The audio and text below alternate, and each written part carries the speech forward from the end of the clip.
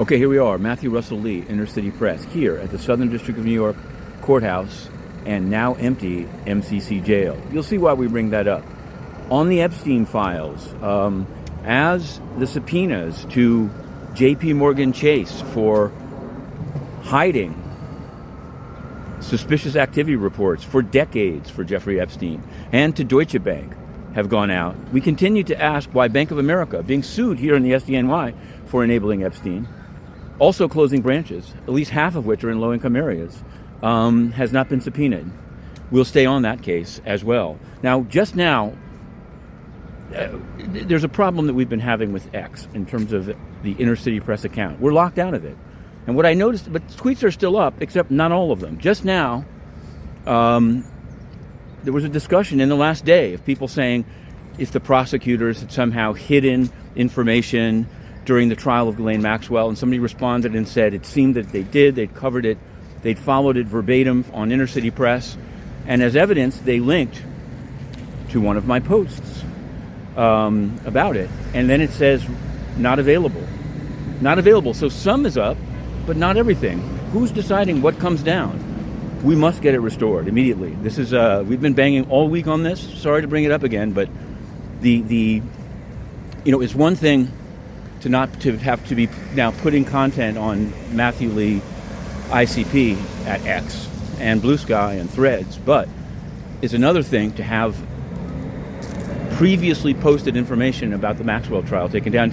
It's sort of akin to the takedown of the Maxwell book, although we got that reversed. That took about 6 days.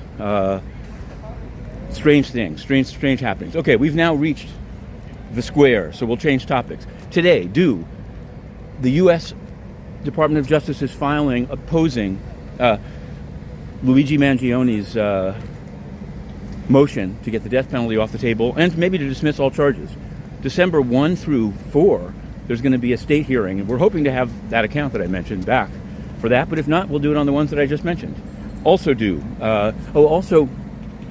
filed in the Diddy case, which is no longer a case, you might think. There's an appeal. But in the actual underlying district court case, there was a filing by the government yesterday saying that they agree that Team Diddy, can use the discovery materials in civil cases. So that should be interesting. It's covered by a protective order, but it's true, you have a right to defend yourself, and there are a lot of civil cases. So we'll be monitoring that. I believe the judge will sign it.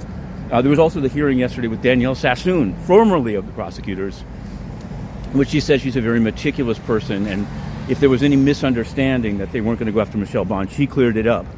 There was some cross-examination that didn't go very well, and there may be more in December 17th or 18th. We'll stay on that case. In the LLDM, that's the La Luz del Mundo case, the prosecutors want to use tax information to show that they're involved in trafficking, another sex trafficking connection.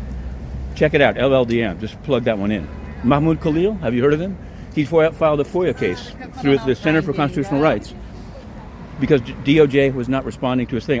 That's one thing I can absolutely relate with, is slow responses on FOIA and denial of expedited processing sometimes, and sometimes failure to rule on appeals, which then exhausts your administrative remedies, and you sue. So they've sued, and we'll follow to the end, as we will the Zillow Compass case that we're going into cover right now.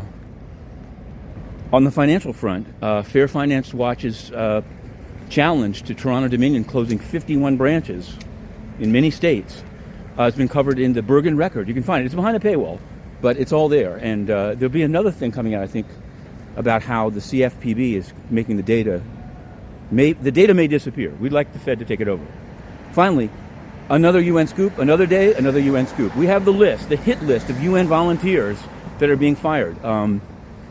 They put it out. They gave them 30 days notice. They're down, but they're out by December 20th. Well, we've put it up because the trend is that Tony's cronies, the friends of Antonio Guterres, who, to go full circle, had one of only 5 board seats on Ghislaine Maxwell's Terramar Foundation. Tony Guterres' friends are moving, according to UN staff whistleblowers, moving their money to South Africa and Swiss banks while these people are getting filed. We published the list.